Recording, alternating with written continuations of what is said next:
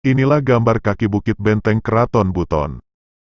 Jika diukur, kira-kira kemiringannya mencapai 45 derajat. Saya pun membayangkan bagaimana proses pengerjaan di masa lampau, sebab pastinya, semuanya ini dilakukan secara manual, tanpa alat mesin modern. Keajaiban ini juga terjadi di pembangunan piramida Mesir atau tembok China di Tiongkok. Lalu muncul hayalan kita, seperti apa akal dan tenaga manusia kala dulu, ketika menghadapi lokasi benteng di atas tanah bebatuan dan jurang terjal seperti ini. Namun yang pasti, hanya kesabaran dan kebersamaan mereka sampai terlihat seperti ini.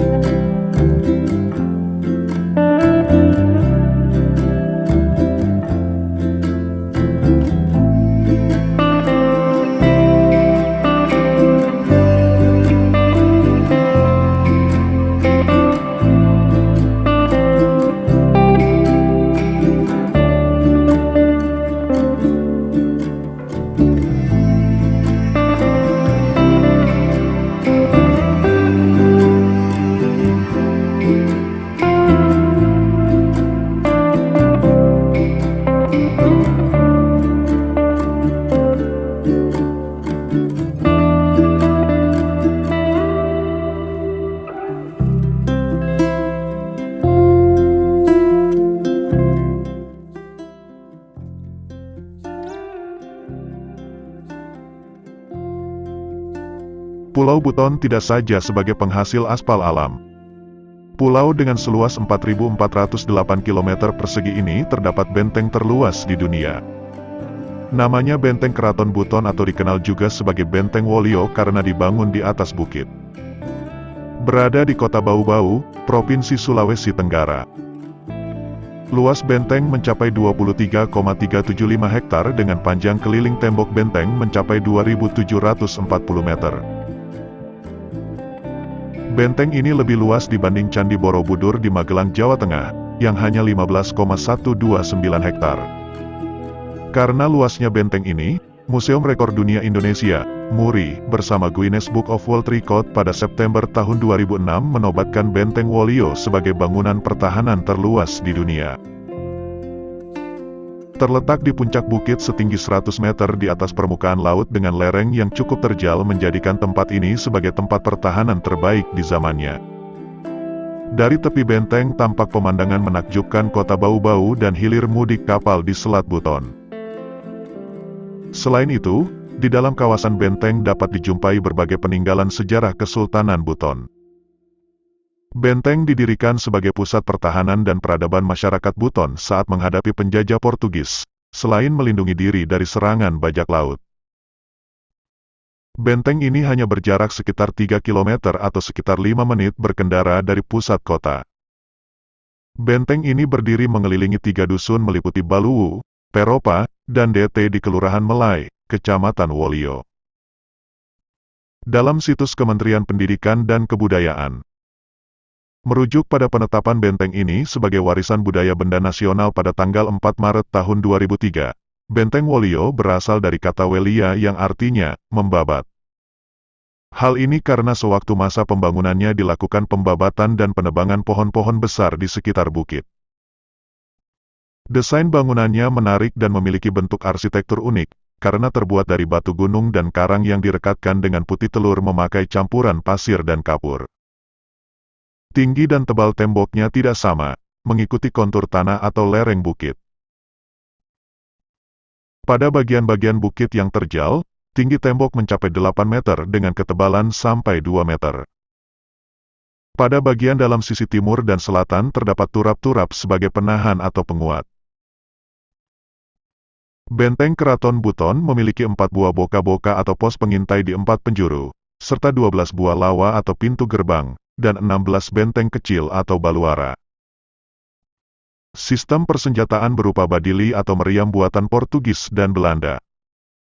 Di dalam benteng Keraton Buton terdapat Masjid Ogena atau Masjid Agung, Istana Sultan atau Kamali, serta makam-makam sultan, dan pejabat tinggi serta rumah adat Malige.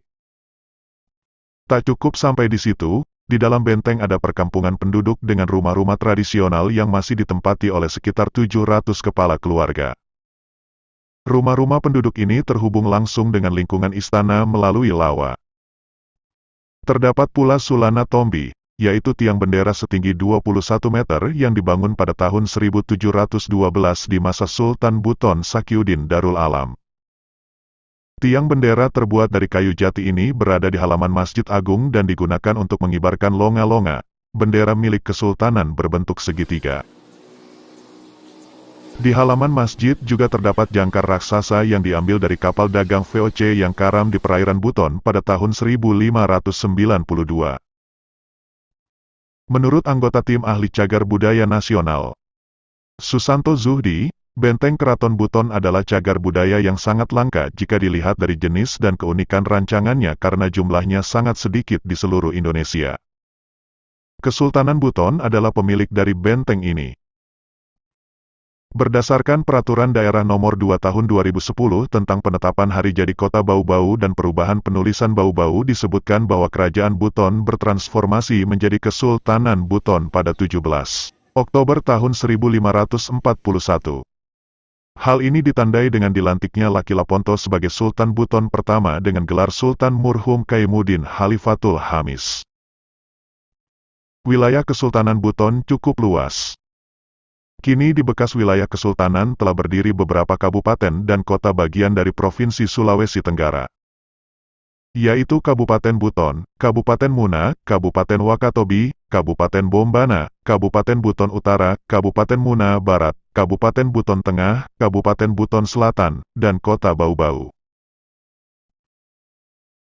Dikutip dari berbagai sumber, Benteng Keraton Buton mulai dibangun pada masa Sultan Buton ketiga, La Sangaji yang bergelar Sultan Kaimuddin, yang memerintah Buton pada tahun 1591 sampai tahun 1596. Semula, benteng tersebut hanya dibangun dalam bentuk tumpukan batu yang disusun mengelilingi kompleks istana. Tujuannya untuk membuat pagar pembatas antara kompleks istana dengan perkampungan masyarakat sekaligus sebagai benteng pertahanan. Kemudian pada masa pemerintahan La Elangi atau Sultan Dayanu Ihsanuddin sebagai Sultan Buton keempat, benteng berupa tumpukan batu tersebut dijadikan bangunan permanen. Pembangunan benteng rampung seluruhnya ketika La Buke sebagai Sultan Buton ke-6, yang memerintah Buton pada tahun 1632 sampai tahun 1645. Benteng Keraton Buton merupakan objek wisata unggulan Kota Bau-Bau dan telah dikunjungi ribuan turis domestik dan mancanegara setiap tahunnya. Dari catatan yang ada rata-rata turis setiap tahunnya 6.000 orang setiap tahunnya, umumnya datang dari daratan Eropa. Sejak pandemi COVID-19 merebak sekitar 2 tahun lalu, jumlah kunjungan turis berkurang dari sebelumnya. Meski demikian, Benteng Keraton Buton tetap dapat dikunjungi asalkan mematuhi protokol kesehatan dan ikuti pesan memakai masker, mencuci tangan dengan sabun, dan menjaga jarak. Oleh karena itu, berkunjunglah ke benteng terluas di dunia ini, karena di samping wisata sejarah, juga Anda akan menikmati matahari pagi dan sore hari, ditambah kuliner yang memanjakan lidah Anda.